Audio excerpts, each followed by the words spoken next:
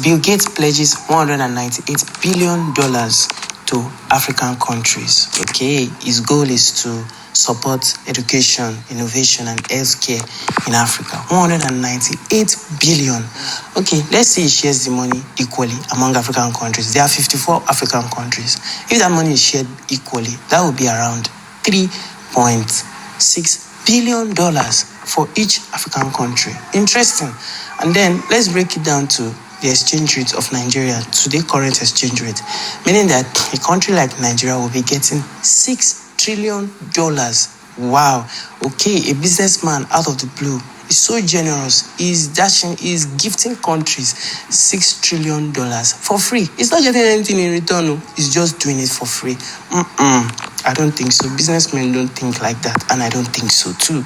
I hope tomorrow he will not come to test one of his new vaccines on Africans and use us as guinea pigs. The man has been really controversial the past few years. So African leaders, shine your eyes. Not everything that glitters is good, because you probably are thinking on how to share the money. But hope you are not sharing, you're not giving away the future of your children. But let's look at the news. I'm going to check Times of India. The news has been all over the internet, but I'm going to check Times of India and see what they have to say about it. Okay, Bill Gates pledges 198 billion of his wealth to Africa for healthcare, in education, and innovation. He is not a citizen of Africa. He has no stakes in Africa, but he's going to gift us almost all of his wealth.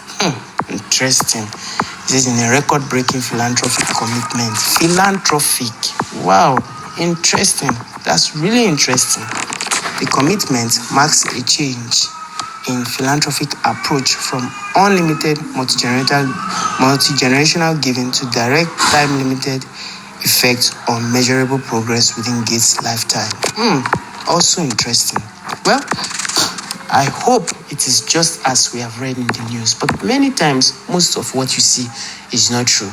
There are always ulterior motives. I just hope that when Bill Gates' cabinet begin to talk to African leaders on what they are hoping this money would achieve within the African community, I'm really hoping that African leaders can protect the interests of their people, not just collecting monies, because we've seen a lot of these billionaires come from all over the world, gift Africans some money, and then collecting a lot. In fact, sometimes multi-generational wealth for themselves and for their family, and also to get a soft spot of Nigeria. So I laud Bill Gates for even having such thoughts, But when will Africans start giving to European